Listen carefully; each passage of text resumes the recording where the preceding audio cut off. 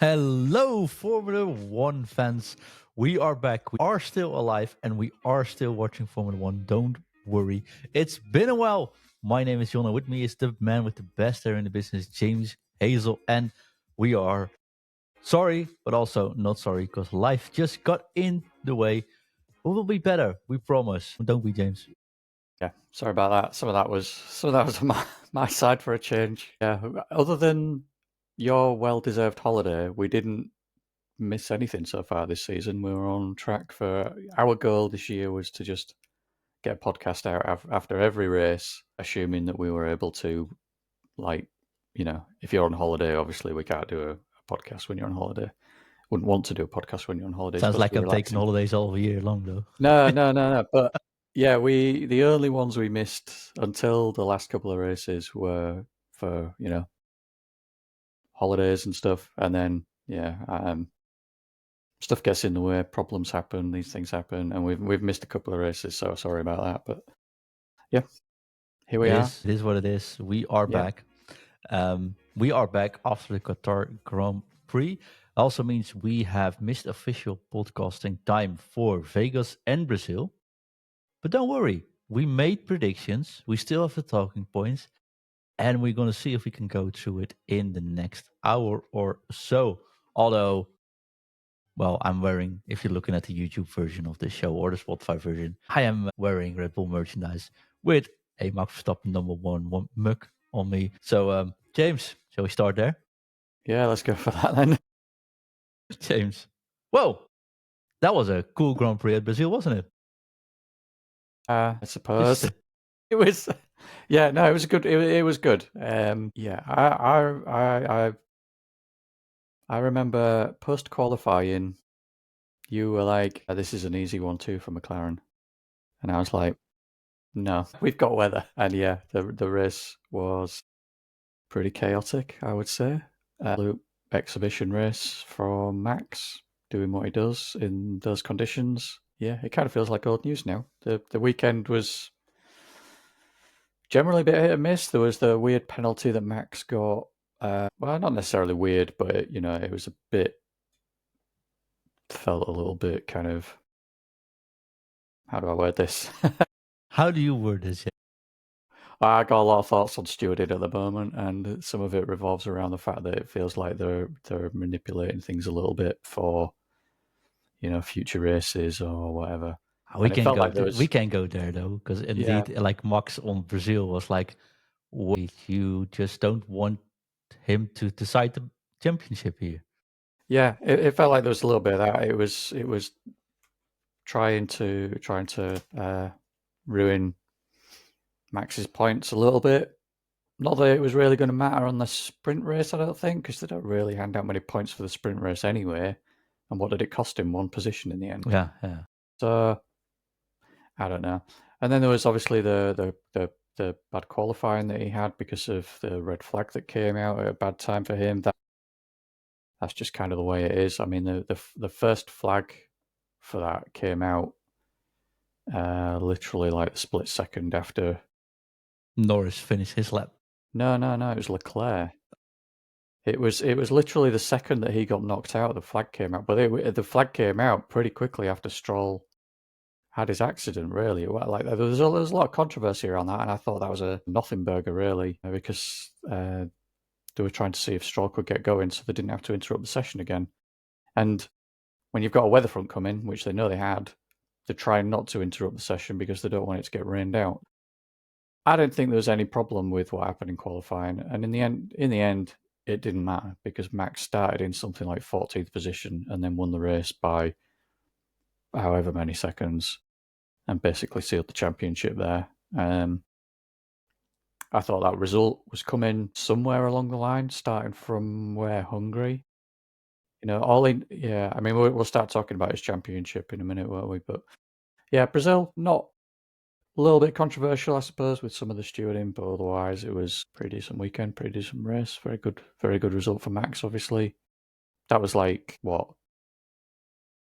Button Yeah, winning drive of from the ages. last Eh? in Canada and Hamilton winning in Singapore, and that was like that was his signature wet race of his career so far. I think, like I say, like what Button had, like what Hamilton's had, like Verstappen, Vettel's had races like that, Alonso's had races like that. All the greats have had these, like, God, the weather's like absolutely torrid and torrential, and the greats are just like, all right, fine, Let's go. Senna did it, all the greats have done it. So Colapinto did it. Not. nah, poor Colapinto. I wasn't the only one that day, though. My highlights of the race, of course, Max winning. Of course, Ocon doing tremendously, and Alpine 2 and 3rd place. Yeah, And the 3rd place. Alpines 2 and 3, yeah. Ocon having a masterclass as well there. At one point, he was outpacing Max, and I think 4 Max was even seconds a lap. saying, like, I'm not going that fast. It was insane drive. And one of my highlights, which I will remember fondly for the next 2 decades, is Stroll's opening lap. How can we forget the Stroll moment? Trying to go through the gravel to get out of the position. I don't know when that ever happened. He span off on the warm-up lap, and his decision-making there was, how do I get back on track? I know, I'll drive through the wet gravel. That'll get me back on track. And then he just beaches himself and causes an aborted start, which potential controversy there. I think the way they ended up doing that was fine, because so many drivers just set off that it was difficult to really police that. I don't think there was just a massive amount of confusion. There were like 5 drivers not starting. Yeah, exactly. There's only 5 that stayed still, and even them, did they start going before they were told to get going, or what? Like, it was just abandon it and give them a reprimand, give them a fine or whatever, and leave the race to carry on as it did. So, but that was a fun race. Yeah. So we've been lacking with predictions. So I wanted to do every race we finish off with these predictions. Yep. I think the end result so far was 29-25 for you currently. So you are in the lead. In Brazil, you predicted a pole position for Lewis. Man, I was hopeful. And I predicted a pole position for Piastri. Well, it was Sainz. So, okay. And no points for us. You said Norris would win.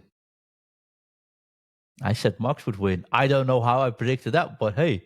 No, I mean, yeah, I think any other conditions and Norris would have won, because the McLaren was looking pretty decent there in anything other than a flood. And then Max just turns up in his boat and is like, I've got this. Yeah. So, yeah. That's a point for me, though. Yeah. 29-26. Bonus question. Should have done this more often. Qualification. You said Perez would qualify 7th or higher. I would said he would qualify 8th or lower. Yep. He qualified 18th. Oh, yeah. So, yeah. That happened. Perez qualifying, yep. Well, I can't really say that much more. And then I said, wacky prediction was, you said Colapinto podium. Well, he came near the podium and then crashed into the wall. Actually at the place where the podium is. So not actually 1, 2, 3. Yeah. And Lawson crashes with Perez. I said, well, that was close, but Perez just crashed on his own. So 29, 7, 7, 2 points lead. Yeah, you got the qualification. That's right. Yeah. So 29-27, we go into another Grand Prix. We went to Vegas, James. No lifting, how do you call it?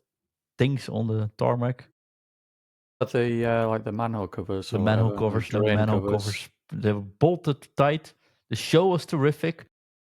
I hate this track because of it's so cold. Like I said online, I hate this track, and people went nuts. How can you hate this? It's always good driving. Let me rephrase this. I hate the moment in time this race gets raced. Yeah. Because you can't drive Formula 1 cars with 9 degrees Celsius. It's too cold. But the track itself, it is a cool track to drive.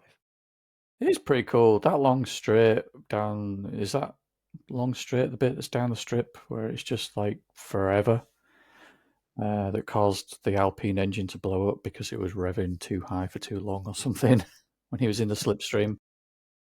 The 8 kilometers an hour? Yeah, he was like basically on the rev limit. He was, I can't remember the number, but he was a very small amount away from the actual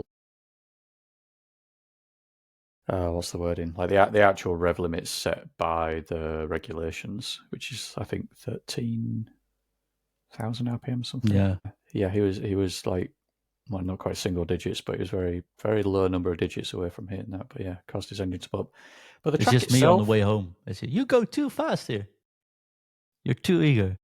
the track itself, I don't dislike the track. One thing I do dislike is that it doesn't look like Vegas. It looks like it's been raced in a construction site because the entire circuit is just surrounded by scaffolding to hold Because up the temporary lights.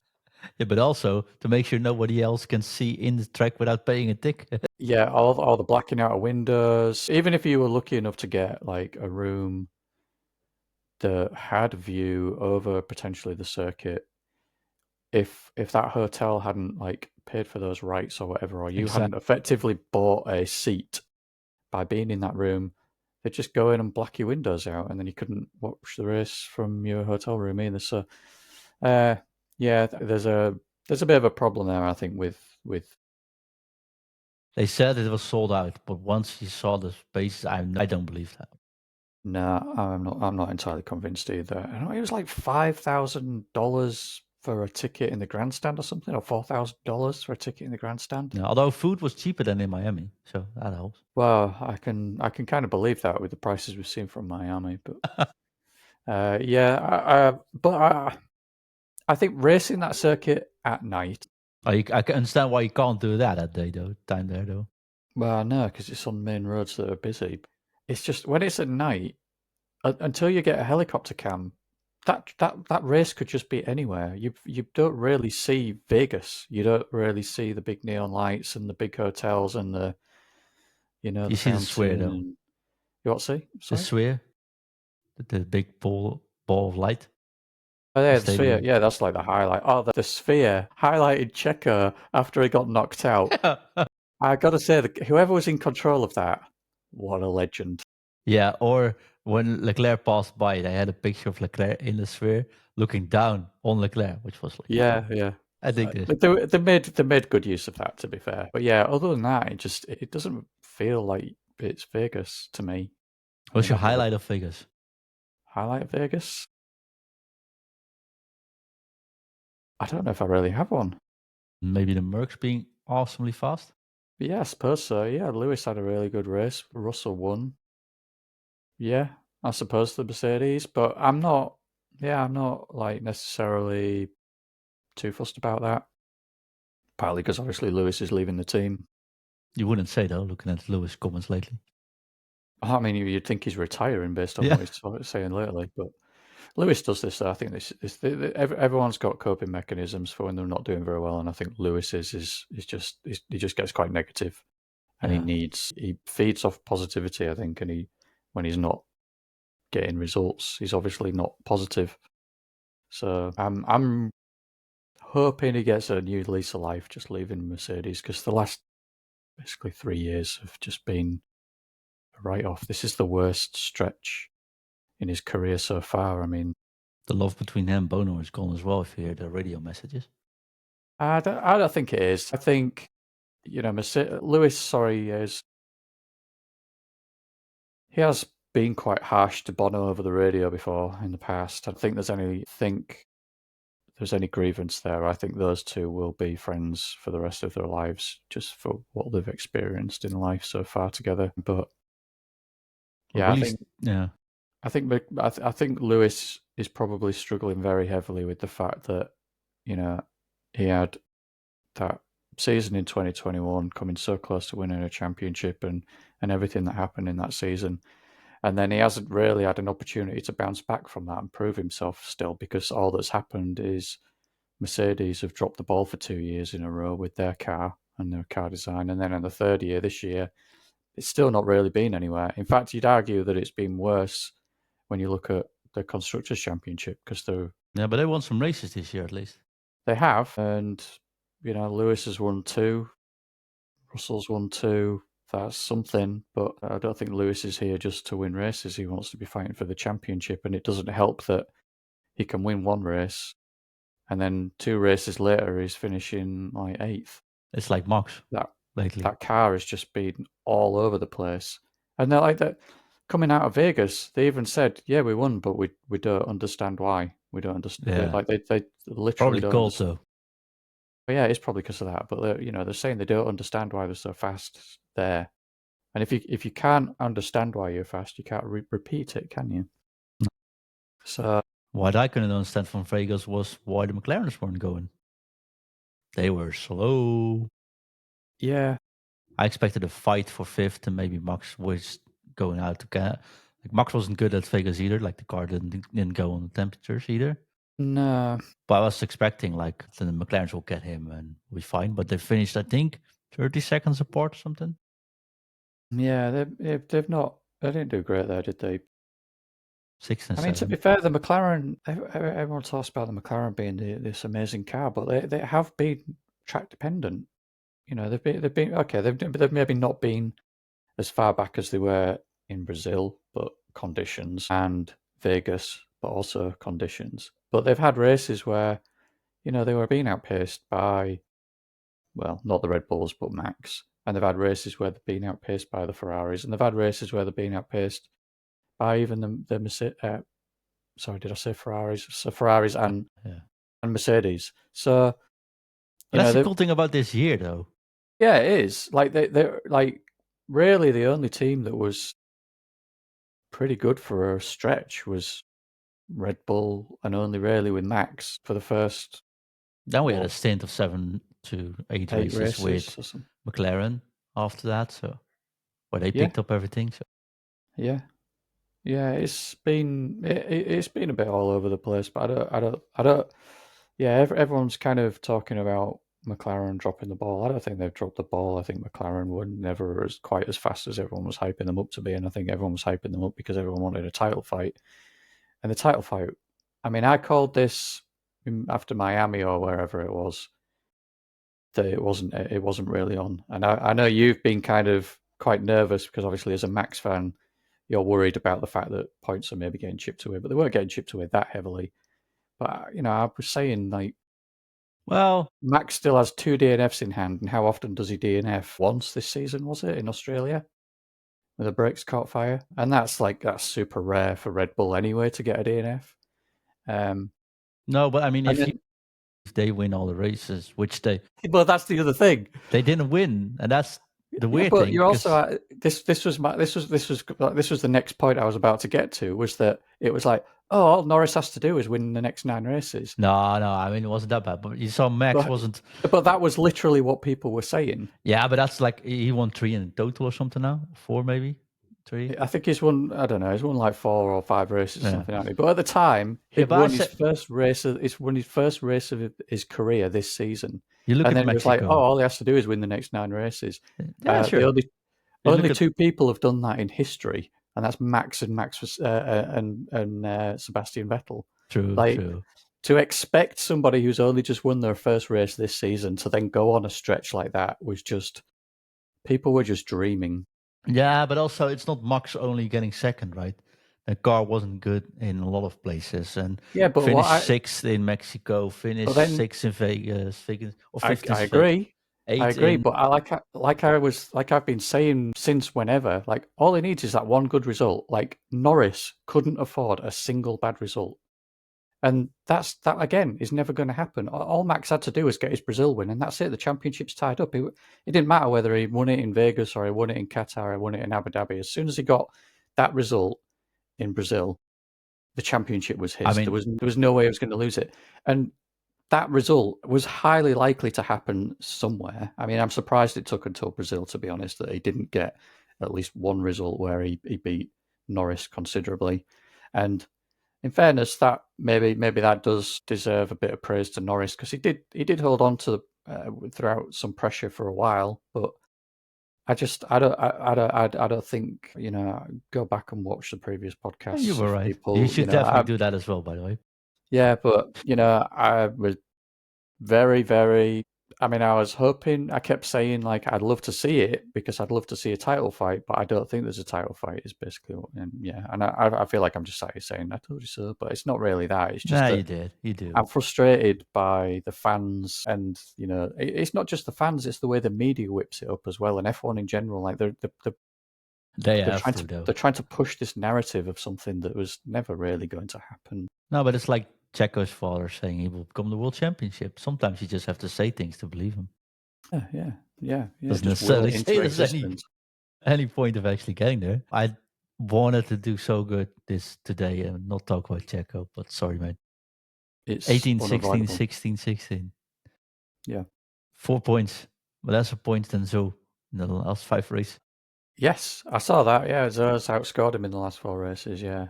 I think it's time to retire. What? Yeah. Well, it all seems to rely on money coming in from his sponsors, him in the seat. But I just checked. We got a couple of more podcast subs. I think there's definitely like 15 euros we can chip in to replace him. I think we need more than 15 euros. Not even 15 million euros. No, Out of that seat. I know. It's crazy. It's a shame, really, because my complaint that just repeating myself again, but my problem with it is that he's taking up one of the more valuable seats in Formula One, and it's a waste on Perez. I'm sorry for all the Mexican listeners and the Mexican fans, but there's no one like if Max would perform this, I would also exactly. say At some point, you've got to say enough's enough, and Perez he's not a driver worthy of a top seat anymore. True, James. Yeah, he's had a fairly good stint. He's had a fairly good career, but he basically got broken by Max last year, and he will never recover from that as long as he is in a car alongside Max, basically. True. We got Hijo this weekend, making his debut or his train F1 practice thingy. So you never know. James, you predicted that Leclerc would get pole, Leclerc would win, and Albon would get the first DNF in Vegas. Yeah. Russell got pole, Russell won, but I think you were right on Albon. Just check in to be sure. Albon and Gasly went out at the same time. So I'm giving you a point there. Yeah, I'll take it. I said Sainz would get pole. He got second. Max would win. Well, he didn't. And Perez did not finish. So that happened, which means we had one bonus question. But this one I find hard to find. The bonus question was the amount of penalties on race day, where I said 4 and you said 5. But I can't find any. But that doesn't necessarily mean it's 0. Yeah. So then we should skip this bonus question and we'll just keep it here. I don't want to steal a point from you. Just take the point for now, because I think the only one we could think of talking about it before we recorded the podcast, off the top of our heads, was the Sainz crossing the pit lane entry line. He moved to go into the pits and then he was told not to and he aborted. I remember Hamilton getting on the radio about that, saying that he'd done that. But it never even flagged up as being investigated. No, they said that he got a track limit for it. Just a track limit warning? Yes. Okay, so... They put in those track limits, which I was like, actually, it's a safe re-entry. It's fine. I don't necessarily agree with that because they're very strict on that with thing in places like... When you're doing on the outgoing Brazil. Yeah. Brazil's one, because you can cut right across the pit entry to gain a load of time. And at one point, they stopped them from doing that because they used to cut across those chevrons even, and they just keep literally like a millimeter of the wheel on the track as they cut across the chevrons. And then they started saying, you can't do that. We're not doing that. That probably goes back even like more than 10 years that they started doing that, because I remember Massa getting... You're not saying stewarding is inconsistent, are you? Well, because you get fired if you say so. There is that. Yeah. No, they're super consistent. They're consistently inconsistent. Well done. That's a smart one. So, yeah, I think we just give you the point for that. And then if somebody wants to point it out in the comments that I deserve the point because there was 5 or more, then feel free to highlight that. But we can try and have a better dig into that. We literally just had a quick check 5 minutes before recording, didn't we? And we couldn't find penalties. So we'll just go with there All wasn't right, any. then it's 30-28 in your advantage. Yeah, keeps it exciting as well. That is also true, James. We went into Qatar this weekend. Yeah. The track's been changed significantly. Less aggressive curbs, no more 18 laps before you got a pit this year, which makes for the weirdest race last year. Yeah. General consensus about this track, like, what do you feel? You think I don't think it's a Formula One track. it's more a That's my feeling on motor it. race track, ain't it? But yeah, it's been a MotoGP circuit for.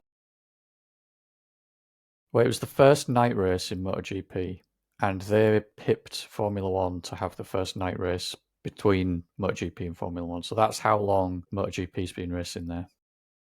That was maybe like 2012, or was it even earlier than that? I'm struggling to remember exactly. It was definitely the first MotoGP night race, and I think it was later that same year that Formula One had their first night race, but Qatar is, or certainly used to be, if it wasn't the first, like the opening race of the season, it was like the second or third.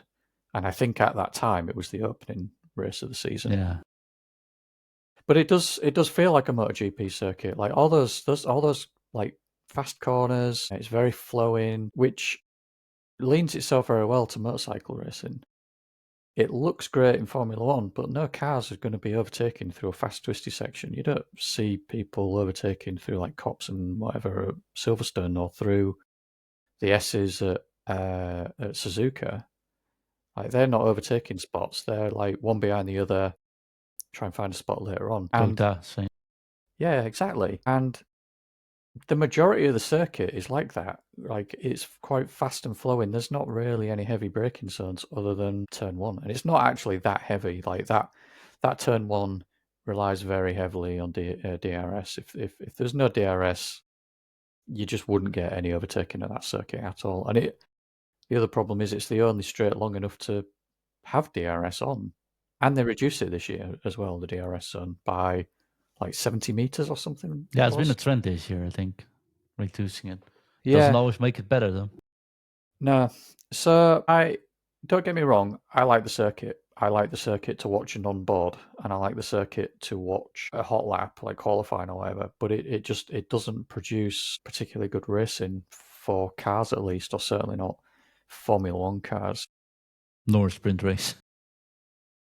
No, I mean the sprint race at least felt a little bit kind of edge of the seat a little bit with, there was potential for DRS to cause some overtakes, and it felt like the field was pretty bunched up for the most part. But that again, the sprint race could have been such a better race if that DRS zone was as long as it was last year. There would have been way more opportunities for overtaking. I want to get into some topics soon, but I just quickly on the predictions. I said Charles would get pole, Charles would win, and Perez would DNF. Well, Perez got close, but he didn't DNF. I got 0 points. Well, he did DNF, but he didn't DNF first. I didn't DNF first. Fair. Also, just about Perez, he spun, right? I wasn't a car blowing up. I think afterwards he just parked it and then the car. He said, he said there was no drive. Something. Yeah, but then it didn't sound like that. It seemed really weird because he span. Exactly. If there's no drive, you stop and don't spin. Yeah. And if it's a brake, unless it was like some kind gearbox, of transmission but then you hear problem. It on the replay. Exactly. And you didn't hear anything. And it would lock up the wheels, and then you wouldn't be moving again. But he span, and then he did like try to recover and move, and then it just kind of stopped. Yeah, because it's the same like Hulkenberg. He span off because on those hard tires and the cold temperatures. Yeah, I think that's what happened. But yeah, Max coming out of the last corner on that whichever number restart it was, he was all over the place. Yeah. The cold tires. He didn't make that mistake again. The hard tires were really struggling with the temperature there. But yeah, Perez just spun it and parked it, I guess. But yeah, because it sounded like he said on the radio, "I lost drive," and then in the replay, he spun around. So I thought, well, did he lose drive? And then somebody behind him, because they're so close together waiting for the restart. If he did lose drive, genuinely, he get that. The car behind him wouldn't have any time to react. They just bump him, and maybe that. So I thought that's what happened, and that's why he spun. But then he moved again. So I think it's just Perez being Perez. Yeah, Anyways, I didn't get any points, and you didn't get any points for the predictions. But there's one thing you did get right again, which is No, astonishing. I did get 1 point in the predictions. You get the first DNF again.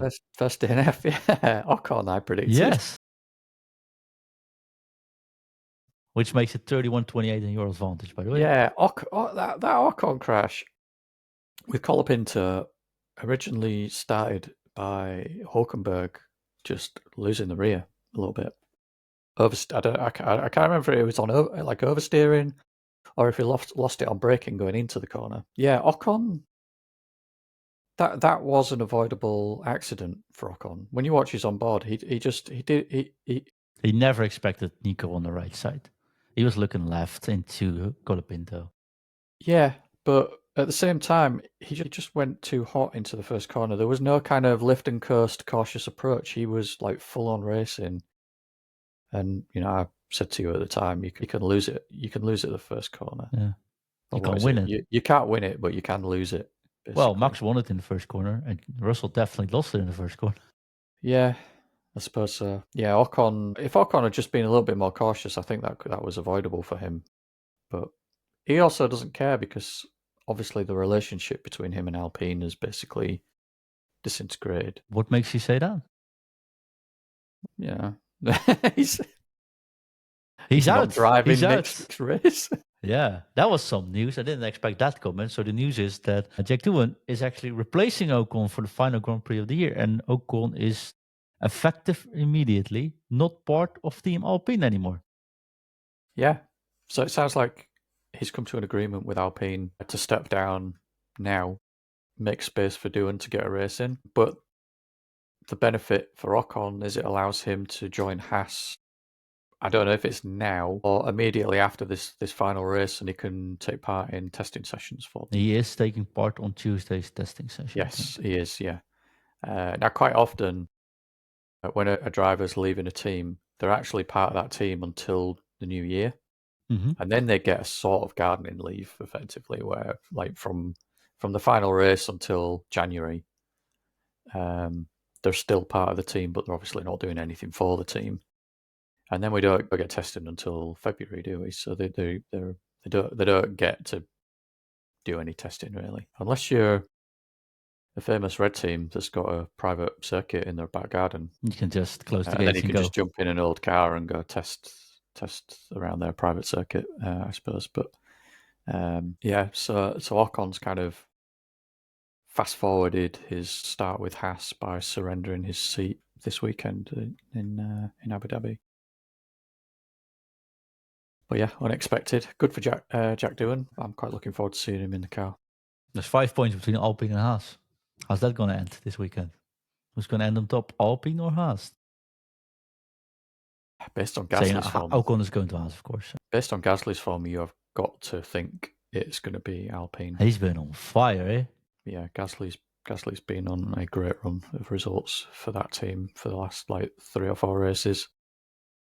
So yeah, but then quite often Haas can get 2 cars in the points, and that seems to be the Achilles heel of Alpine, is that where the cars go quicker, they don't always get both cars in the points. Now, obviously, they had a fantastic result in Brazil by getting 2 cars on the podium, and that's what really propelled them into this fight for this position in the championship against Haas. But yeah, so I think that out of everything that is being hyped, that is probably the closest championship fight that we have at the moment. Well, plus for that team, it does really matter. Massively matters, yeah. So it's this fight between Haas and Alpine is really the one to watch in Abu Dhabi, I think.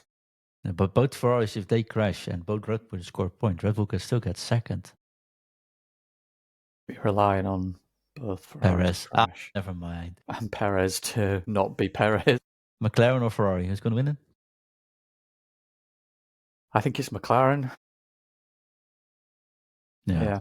Should be. I think it's McLaren. Unless 21 point difference. Unless there ends up being some sort of controversy again with, maybe they'll just decide not to put a safety car out when there's some sort of, I don't know, what could be on the track that would cause like a rogue wing mirror or something. If that was just on the track, Shall we and they just take a deep dive into some of these decisions that made this weekend to finish off today's show? I tried to guide us in there, nice Oh, and smooth. perfect example. So it's been a penalty weekend, James. We've been complaining about stewarding for a while. That Yeah, hasn't we have. Yeah. changed. No. But if you are a steward and you do say something wrong, you get fired these days because of a certain someone in charge of Yeah. the FIA. Bit of a dictatorship going on, it seems. Sorry? It's a bit of a dictatorship going on, it seems. Yeah, but there's elections coming up, so you got to make sure. Well, there is elections next year, so so yeah. you got to make sure everyone that's not in front of you should just Well, this is how a dictator becomes a dictator. you throw them out the window. They start off an elected official, and they just get rid of all the people that can fight against them, and then they kind of inadvertently become a dictator until they then change the rules that keep them in charge. And yeah, I mean, there's problems with that going on across the world, which are Let's not go into that. not really for this podcast, but it's happening within the FIA even. You can't even escape it in sport. Let me know once you fire me from this podcast. Yeah. I know of what time it is. But yeah, there's so much about stewarding. We should do like a separate podcast about this someday. But first of all, pay them sufficiently. Pay them, make it regular full-time jobs. Don't volunteer all drivers to do some stewarding. I think that's one of the biggest issues currently. Second of all, we saw that there are stewards that have a certain bias, and even if they don't have the bias currently anymore, they've had that in the past or said something in the past, which makes it really hard to look neutrally at their decisions. Yeah, that is a problem. I mean, who's that? I was talking about Connolly. I'm just naming him, but Yeah, no, I was looking at another example. Who was the Premiership football referee yeah, I don't know the name, but I know suspended because he had made a comment about a team? Yeah, and that's how it should be, honestly. That is entirely how it should be. And I think these, even if they are neutral, it doesn't seem like they're neutral. And even if they are neutral, they shouldn't be there. And I think that, so for me, I think it is impossible to escape bias. As human beings, we have biases in every walk of life or every aspect of life. There are things that we prefer, or things that we would like to see, or just things that we like, and that is always going to influence thoughts, decision making, and that's why you have a team. And that's why you need a team, exactly. And that's why, to me, the number of stewards should be increased. Because how many do we have? Do we have 5? 3. I think it is 3 or 5. That's even worse, because the more people you have, the easier it is to escape bias. Because if you have one person, we'll use Max as an example because he's had some bad decisions against him, including that one in qualifying, a penalty that we have never seen in the sport before. No precedent for it, no rules for it, really. If you have one person who doesn't like Max Verstappen out of a team of 3, they have a 33% sway, and then all they have to do is try and convince one other person, we should do this for whatever reason, and then you've got a penalty. If you have one person who doesn't like Max Verstappen out of a team of 5, that becomes a little bit harder. If it's out of a team of 10, you're probably not going to get any level of bias because... Yeah, the thing why they have 3 is basically because they have to make decisions fast. And if you have to go to 10 people, then it's a difficult story to make decisions fast. That is the next problem, is... They're not fast. They're not fast.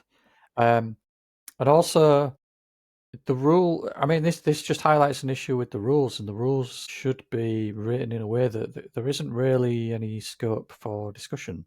They should be quite black and white. Now, I know that's going to be very, very difficult to do in a sport like Formula One.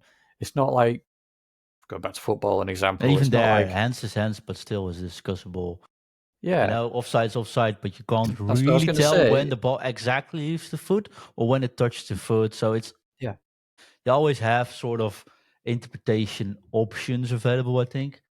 Yeah, but it's pretty clear, and there can be like slight controversies for whatever, and there's maybe like slight open to interpretation, but generally the rule's the rule, and it's quite easy to police it. But with Formula One, they don't really do that. They leave a lot of stuff kind of open to interpretation, and then they leave like huge openings for loopholes or for stuff. Like this whole like first person to the apex thing. It then becomes, well, where's the apex? It depends on how the driver's taking that corner at any time. Like if they're going for a fast entry, That rule's getting but changed leading now, to a right? slow exit. Finally. Sorry? That rule is getting changed now. It is changing, but So they're it's in changing it place to this the season. one that's on the inside as the corner. Yeah, At least but that's now a then little they're bit also better. saying that the person who has the corner has the right to squeeze the person out. Yeah, but at on the least it's exit. clear. I don't think it's necessarily a good It's- thing, but at least it makes more sense.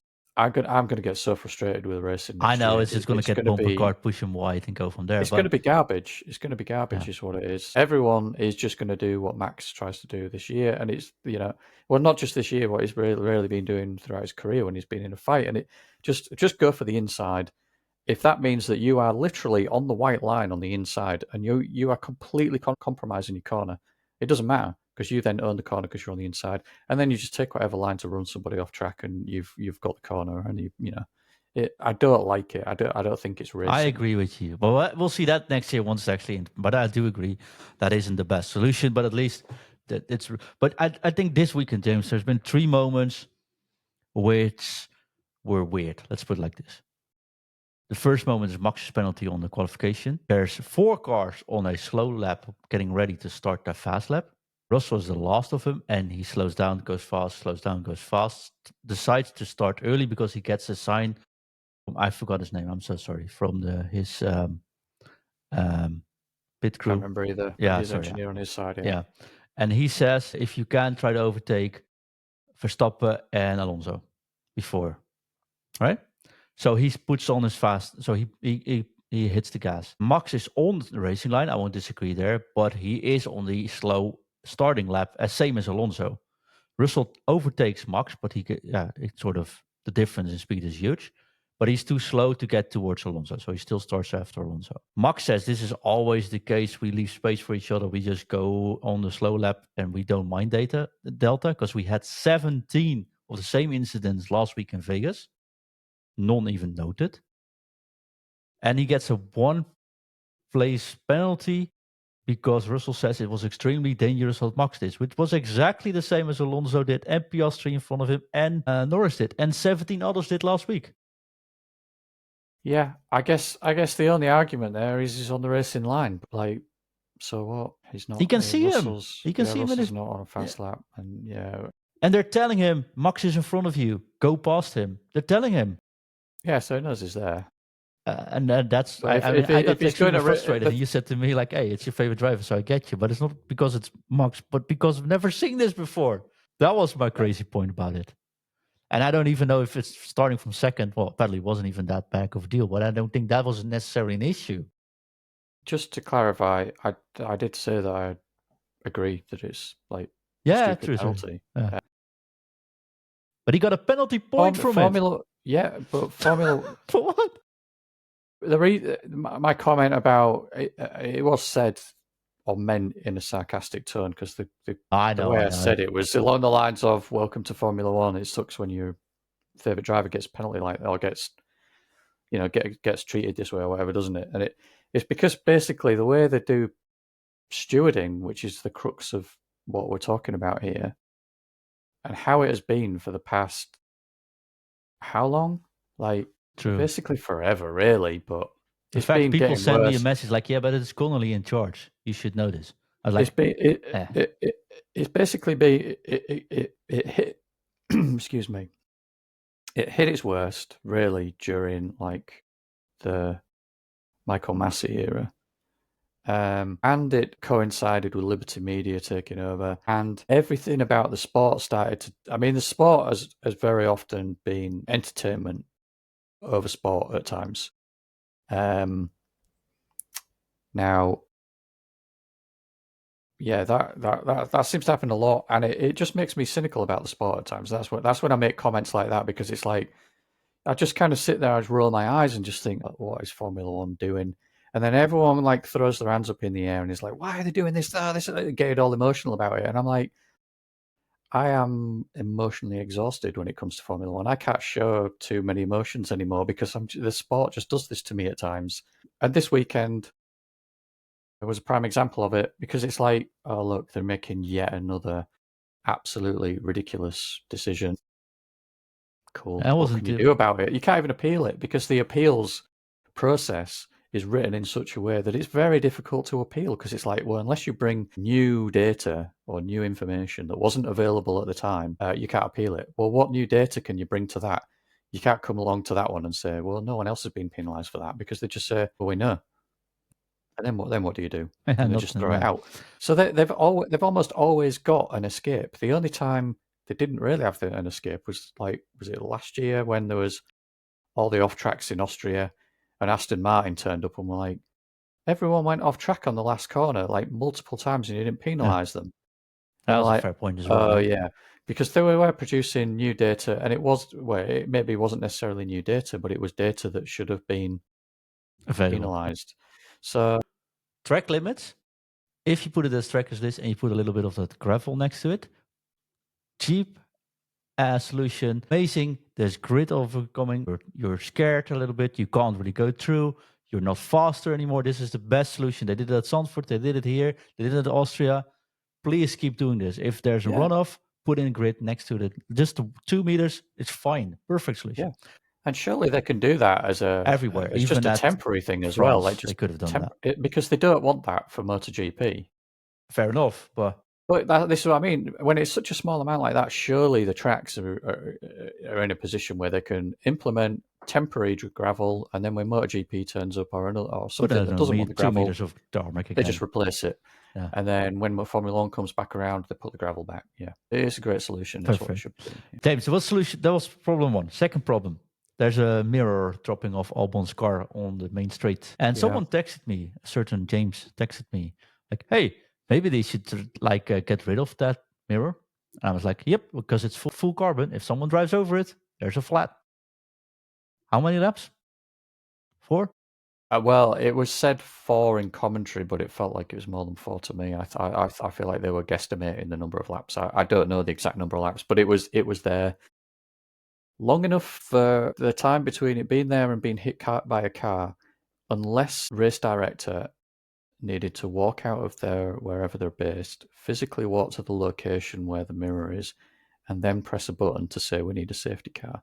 And to walk there, they had to, I don't know what would slow them down. They had their shoelaces tied together, but their shoes were on their hands, and they had to walk on their hands. Like, there was no reason for that mirror to be just left on the one overtaking location on the entire track as well. That's the point, yeah. For such a long time. And it's not just also that it's the one overtaking track. It's one of the few spots on the track where the cars can use the whole width of the circuit because it is an overtaking position on the track. It's the place where the cars are going the fastest on the entire circuit as well.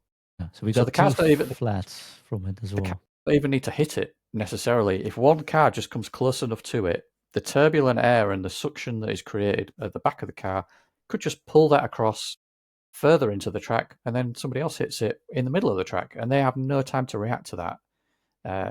While it was on the side of the circuit, like not on the racing line, but in a position where it could be hit by somebody going offline to make an overtake, just hit the VSC button. And then when you've got a gap, send a marshal out there to go grab it. Like, it's right near the pit. Like, it wouldn't have taken much effort for somebody to just run on track, grab it, and run off. Like, how many times do we see people doing that to go and grab something? Like, often it looks... In Italy, it doesn't even have to be a VSC, and just the audience takes it. Just find a gap, yeah. And sometimes, like... sometimes I agree. It should... I mean... There was just a silly late call, or it was a late call. It didn't even get called until after someone hit it. I do think Sainz, by the way, got a flat before hitting it. I think that was Bright. I think that was unlucky because he wasn't even at straight when it happened. But Lewis definitely got a flat from it, right?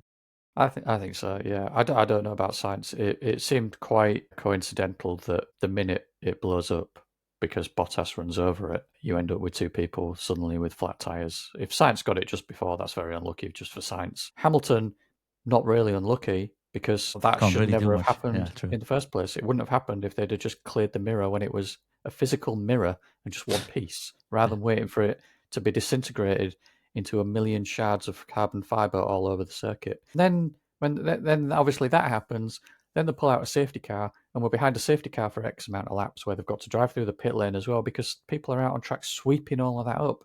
It might have been easier to pick up when it was just one large piece rather than, a million tiny shards of carbon fiber. But Yeah, we just, got 3 safety cars, but Mylander finally got his hours in this week. well, yeah, he was earning his keep. Maybe that's why they did it. They were just like, Bert's not really done many laps. I mean, he did a few in Brazil, but Well, for a the few season, more than a few in Brazil, but yeah. but for the season, he's under quota, so we've got to get his laps up here, haven't we? So Yeah. let's wait for that mirror to explode, and then we'll send him out for 6 laps rather than just one. Nuts. Lando got a penalty though, because he didn't slow down when the first double yellow came. A lot of controversy on that penalty as well. And I share controversy about this penalty, but not in the way you do, I think. Because he got a 10-second stop and go penalty. He got the elusive 10-second stop-go penalty. Now, why they haven't dragged this one out for the last, 4 years, 5 years? I think 2020 was the last one. I don't know, because there's been plenty of times where that could have been applied. My problem is, I share your concern being that it took too long. That's my concern. It took 20 laps before he got the penalty. And I said at the moment it happened, like Max's lead just went from 1.9 to 1. And Max immediately said, like, hey, how can he be so close? He didn't coast.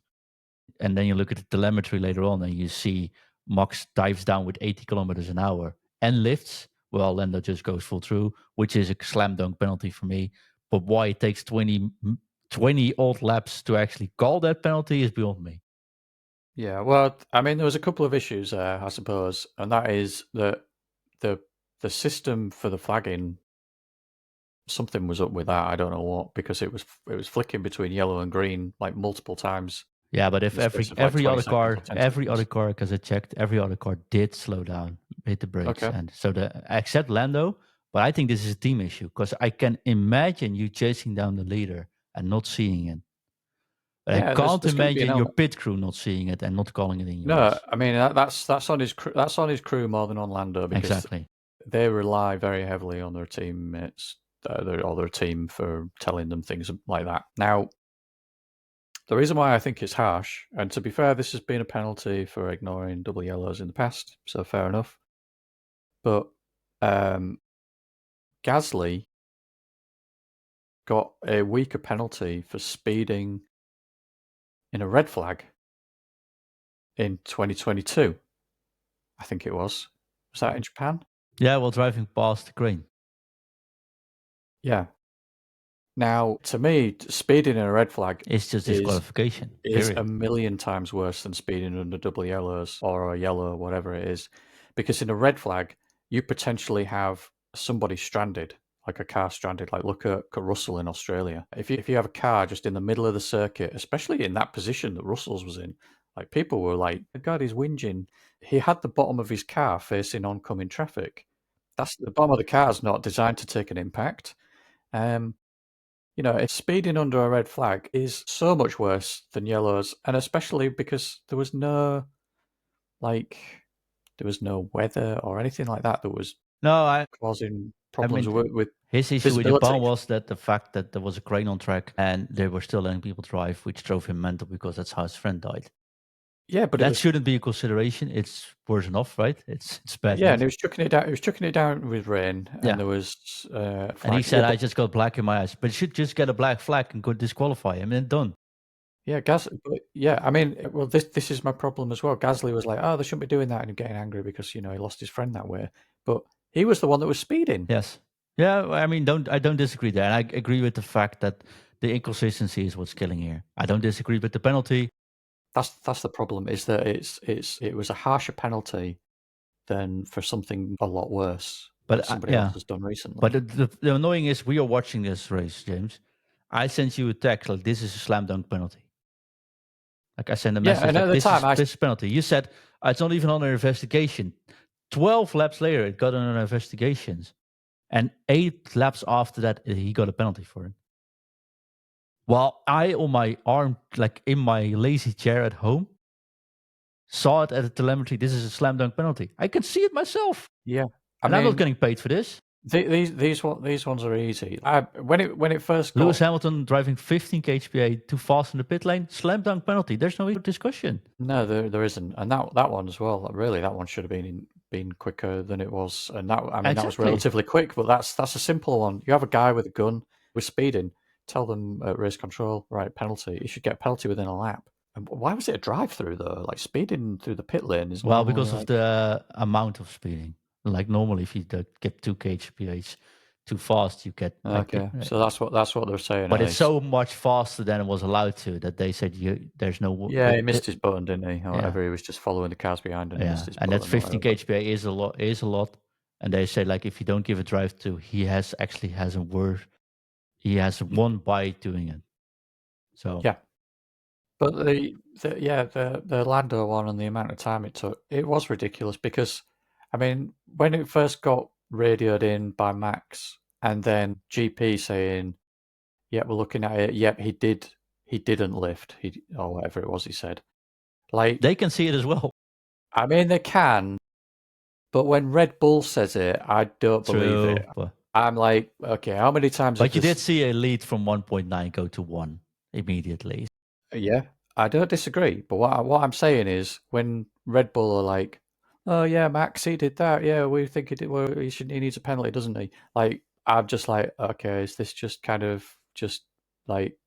I mean, politics. I get why Yeah, they would say. If there was a number 3 chasing them, they would have said the same. But there was no one close. Oh, yeah, absolutely.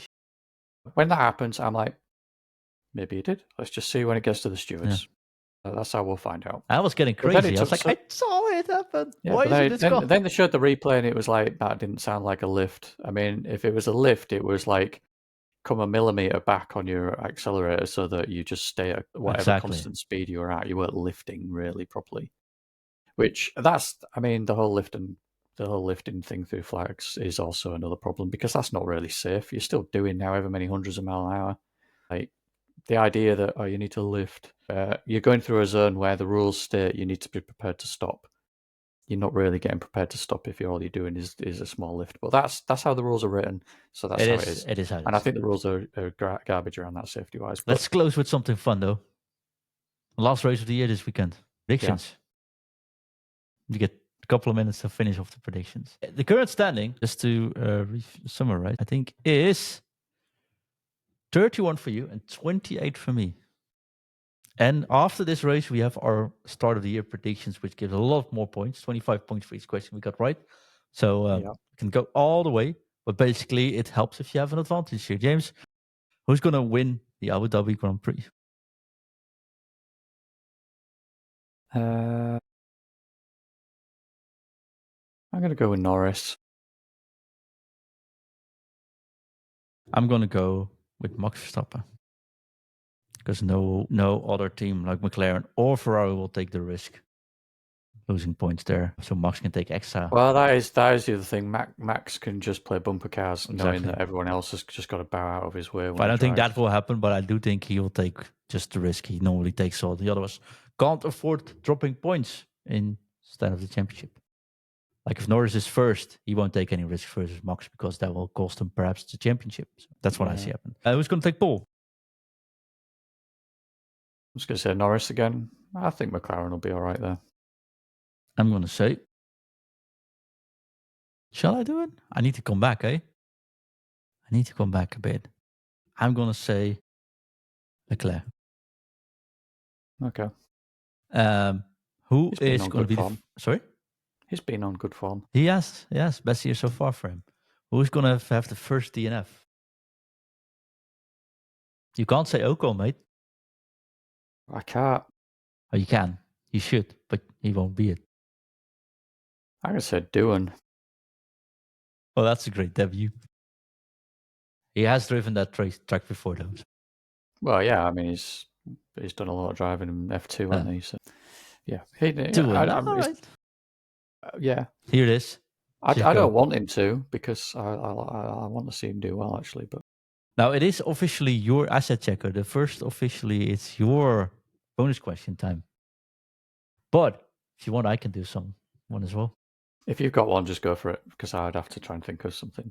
All right. So the current difference between Ferrari and McLaren currently is 21 points in advance of McLaren. 21-point difference.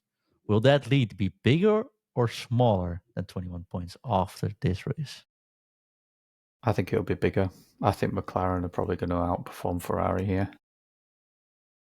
I think so as well, but for the sake of this argument, I will go for Ferrari will close the gap. Well, there's supposed to be a numbers one, so do you want to make a guess on like the number of points it'll be? Doesn't matter, because if you say it's 16, I will say over 21. So yeah, okay. It's Yeah, I mean, it's all down to what happens in the race, isn't it? And all McLaren has to have is one DNF, and well, it's not game over for them, but it's not good. Well, if you lose 25 points, it might hurt, though. Yeah. The championship could be decided on the fastest lap. It could be, yeah. Daniel Ricciardo's legacy there. Yeah.